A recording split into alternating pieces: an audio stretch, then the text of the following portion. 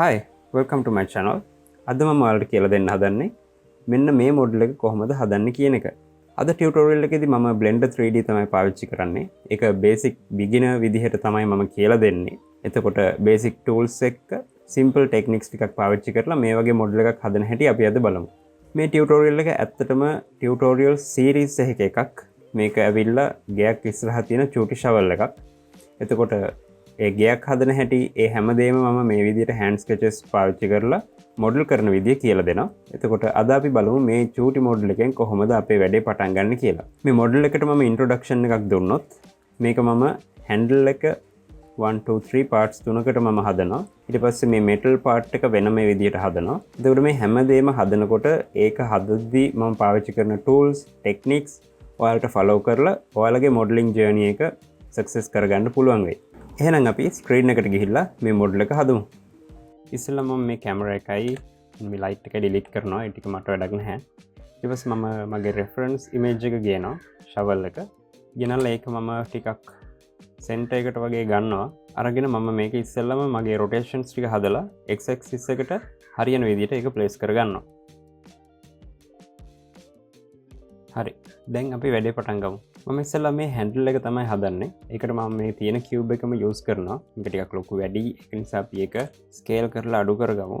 මම මේක ගෙනල්ලා මෙන්න මෙතනින් තියාගන්නවා. මෙතනින්. මම try කරන්නේ මෙන්න මේ තියෙන shape එකේ ඝනකම තියාගෙන මේක හදන්න.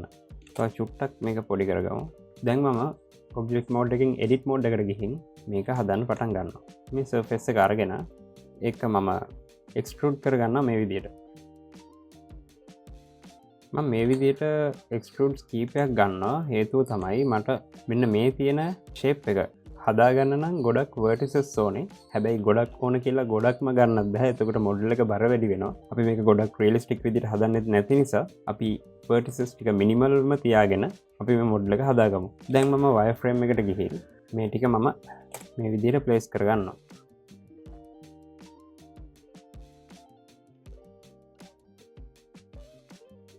පුළුවන් තරම් try කරන්න මෙන්න මේ තියෙන ඝනකම මේන්ටේන් කරගන්න.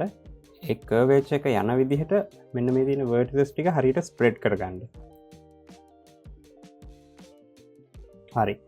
මම මේකෙන් object mode එකට ගිහින් මම මේකට subdivision surface modify එකක් add කරගන්නවා මෙන්න මේ විදිහට. ඒකේ මම levels 3ක් විතර දෙනවා. දීලා මෙතෙන්ට ඇවිත් right click shade smooth. හරි. අපිට දැන් අදහසක් ගන්න පුළුවන් අපේ shape එකත් එක්ක reference image එක කොහොමද තියෙන්නේ කියලා. ඔයා සමහරට හිතන්න පුළුවන් මේක අනිත් පැත්ත කොහොම කියලා. මම කරන්න හදන්නේ මේක එක පැත්තක් හදලා ඒක mirror එකක් කරන එක. එතකොට මට sides දෙකම එක සැරේ හදා ගන්න පුළුවන්. අපි මේකට supportive edges දාලා මේක තව ටිකක් shape එක හදාගමු.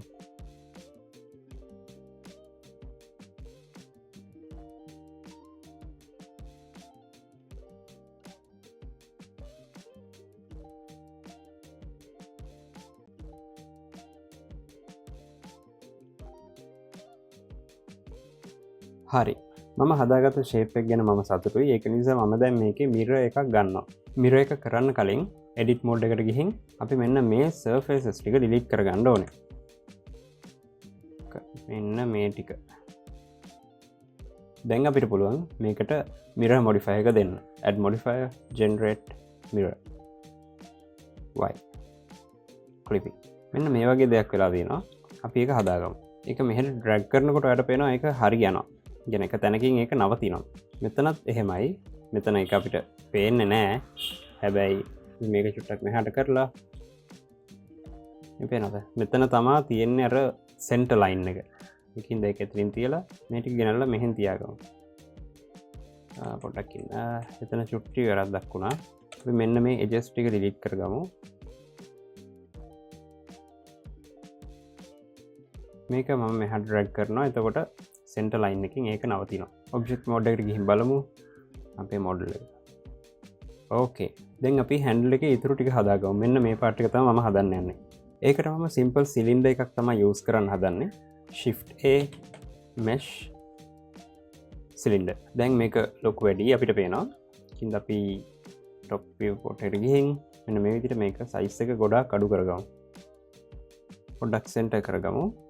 දැන් අපිට පුළුවන් මේක අරන් එන්න මේ විදිහට ගෙනල්ලා බලමු කොහොමද මේක ෆිට වෙන්නේ කියලා.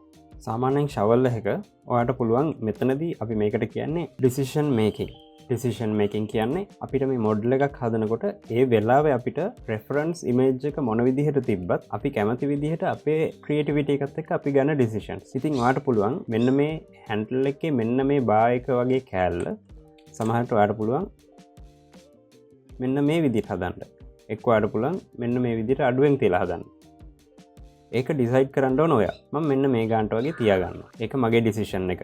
හරි. ඊළඟට මම කරන්නේ මේකට සබ්ඩිවිෂන් සර්ෆේස් මොඩිෆයි එකක් මම දාගන්න ඕනේ. ඒක කරන්න කලින් මම එඩිට් මෝඩ් එකට ගිහින් මෙන්න මේ සර්ෆේසස් දෙක අපිට 3D Max වල වගේ නම් මේක සිලෙක්ට් කරලා මෙහෙම කරන්න පුළුවන්.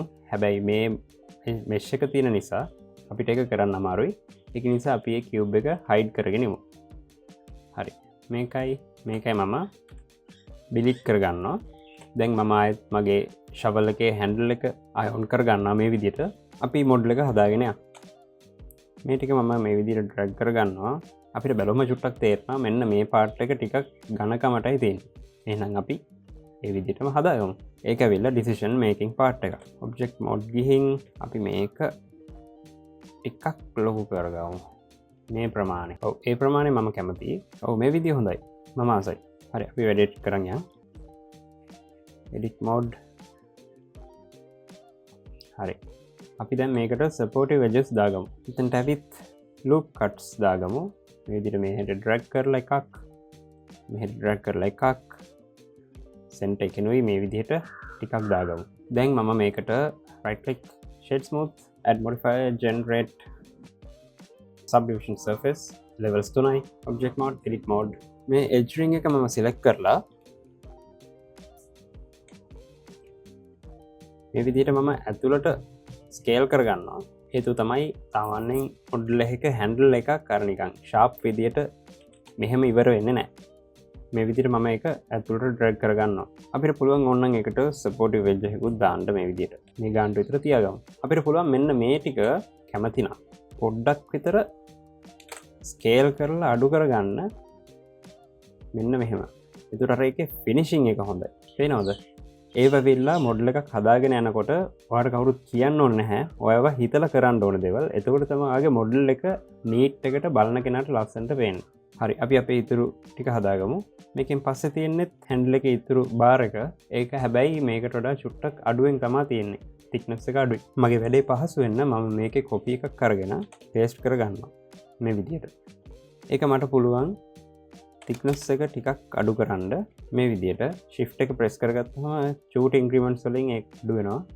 එතකොට අපිට මේ ගානට තියන්න පුළුවන්. මෙන්න මේ විදිහට. පේනවද? එතකොට ඒකේ අර පොඩි තියෙනවා අර ඩීටේල් එකක් අපි දීලා කියන එක නිකම්ම තියෙනට වඩා මේ වගේ දෙයක් කරලා තිබ්බහම ඒක හරි ලස්සනයි. මට හිතෙන්නේ මම කොපි එක ගන්න වෙලාවේ මේකෙත් කොපි එකක් ඇවිල්ලා ඉතින් හින්දා ඒක ඩිලීට් කරගමු. මෙතන පේනවා යට empty001 කියලා තියෙන්නේ. ඒ කොපි එක අපි ඩිලීට් කරගමු. මේක මම edit mode එකට ගිහින් මේ ටික මම ඉස්සෙල්ලම drag කරගන්නවා පල්ලෙහාටම. අපිට පුළුවන් මේවා ඕනනම් අපිට edges ටික වේලස්න අයින් කරලා මෙන්න මේ ටිකත් මම අයින් කරගන්නවා. හේතුව තමයි මම මෙතන reference image එක බලන්න දීලා තියෙනවා මම detail එක නිකන් පොඩ්ඩක් පල්ලෙහාට නිකන් අර රවුන්ඩ් වෙන්න වගේ. ඒක නිසා ඒක මට ලේසියෙන් මෙතනින් හදා ගන්න පුළුවන්. මෙන්න මේ විදිහට. ඒ කර්වේචර් එකත් මට එතකොට මේ විදිහට හදා ගන්න පුළුවන්. මේ විදිහට අරගෙන ඒක ওই විදිහට තියන්න පුළුවන්. එතනත් පොඩ්ඩක් කර්ව් එක මම හදා ගන්නවා. මේ වෙච්චර ලොකු ඩීටේල් නෙමෙයි ගොඩක් වෙලාව යවන්න ඕනේ නැහැ. හැබැයි පොඩ්ඩක් කැමති නම් මේ වැඩේට චුට්ටක් මහන්සිලා චුට්ටක් හරි වැඩිපුර දෙයක් කරලා තියන්න. ඒතර මොඩල් එක ලස්සනයි. දැන් අපි මේකට සපෝටිව් එජස් දාගමු. හරි එකක් තියලා සෙන්ටර් එකෙන් එකක් මේ විදිහට තියාගමු. දැන් කෙනෙක්ට හිතෙන්න පුළුවන් මෙතන මේක ඕපන් නේ කියලා. හැබැයි මේ ෂවල් එක කවුරුත් ඇවිල්ලා මම මේ අන්තිමට හදන ට්‍රෙන්ඩ් එක අන්තිමට හදන සීන් එකේදී මේ ෂවල් එක යටින් බලන්නේ නැහැ. මේක නිකන් පැත්තකින් තියෙනවා විතරයි. එතකොට අපිට සමහරලාට මේ වගේ දේවල් වලින් අපේ තියෙන සීන් එකේ පොලි කවුන්ට් එක අඩු කරගන්න පුළුවන්. සමහර දේවල් පේන්නේ නැත්තම්. ඒ වගේම දෙයක් තමයි මෙතනත් කරේ. මේකේ උඩයි එතන යටයි. ඒවල පොලිගන්ස් නැහැ. ඒවා තියන්න ඕනෙත් නැහැ. අපි ඉතුරු ටික හදමු. මේ ටික හදන්න මම බොක්ස් එකක් තමා පාවිච්චි කරන්න. ඒකින්ද Shift A Mesh Cube. අපි මේකේ thickness එක අඩු කරගමු. පොඩ්ඩක් මම මේ ගානට ගන්නවා. මොකද මම reference image එක හදන වෙලාවේ හිතුවට වඩා පොඩ්ඩක් තව මේක අඩු වුණා නම් proportional wise මේක ගැලපෙයි කියලා මට හිතෙනවා. ඒක නිසා මම චුට්ටක් මේක අඩු කරගන්නවා reference image එකට වඩා. edit mode එකට ගිහින් උඩට අරන් යනවා මේ විදිහට. මම මේකේ මෙන්න මේ ටික පොඩ්ඩක් පල්ලෙහාට ගන්නවා. මේකට මම loop cut එකක් දානවා මැද්දෙන්. එතකොට මට මෙන්න මේ vertices හතර මෙන්න මේ විදිහට මට shape එක හදාගන්න පාවිච්චි කරන්න පුළුවන්. මම තවත් loop cuts දෙකක් මේ විදිහට දාගන්නවා. ඊට පස්සේ මේ vertices හතර අරගෙන මේ විදිහට පොඩ්ඩක් shovel එකේ හැඩේ මම හදාගන්නවා. අපිට පුළුවන් මේ දෙක අරගෙන මම මේ දෙක දෙපැත්තට කරන්නත් පුළුවන්. එතකොටත් පොඩ්ඩක් හැඩේ තව ලස්සන වෙනවා. අපි දැන් මේකට subdivision surface modify එකක් දාමු. මේක object mode shade smooth. nice. හැබැයි shovel එකක් වුණාම මෙහෙම flat තියෙන්නේ නැහැ. මේකේ පොඩි curve එකක් තියෙනවා. අපි පොළොවේ තියෙන මොනවා හරි නැත්නම් කොන්ක්‍රීට් එකක් වගේ mix කරනකොට ඒ දේවල් අපි මෙහෙම රඳවලා ගන්න නම් මේ විදිහට flat තියලා බෑ. මේක curve වෙන්න ඕනේ. ඉතින් අපි මේ curvature එක දැන් හදාගමු. මේ vertices දෙක අරගෙන මට පුළුවන් මේ විදිහට මේ පැත්තට curve එකක් හදලා අපි මෙතනින් loop cut එකක් දාගමු. මේ පැත්තට දාලා මෙන්න මේ vertex එක අපි මේ විදිහට ඇතුළට ගමු. තව ටිකක් පුළුවන් ඕන. මේ දෙකත් අපිට පුළුවන්. එතකොට අර curvature එක ඇවිල්ලා ඒක නිකන් අර ඇත්ත shovel එකක විදිහ පේනවා. පුළුවන් මේක තව ටිකක් සීනි කරන්න. මේ ඇවිල්ලා decision making කවුරුත් කියන්න ඕනේ නැහැ. හිතලා තමයි හදන්නේ. ඒක ඕවර් කරන්න යන්නත් එපා. එතකොට ඒක කැත වෙනවා. අපිට පුළුවන් මේක ඕනනම් තව ටිකක් supportive edges දාලා පොඩ්ඩක් මේ විදිහට හදන්නත් කැමති නම් විතරක්. අපිට පුළුවන් ඕනනම් මේ විදිහට reference image එකේ මම ඇඳපු විදිහටම හදාගන්නත් පුළුවන් ඕනනම්. දැන් වල පේනවා මෙන්න මේ වගේ parts මතුවෙනවා එහෙම කරද්දී. හැබැයි ඒක අපිට පුළුවන් ලස්සන විදිහට අපිට පාවිච්චි කරන්නත්. මේ විදිහට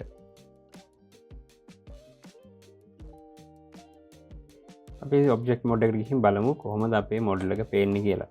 මට හිතෙනවා මේ edges දෙක පොඩ්ඩක් පල්ලෙහාට අරන් තව ලස්සන කරා නම් හරි කියලා.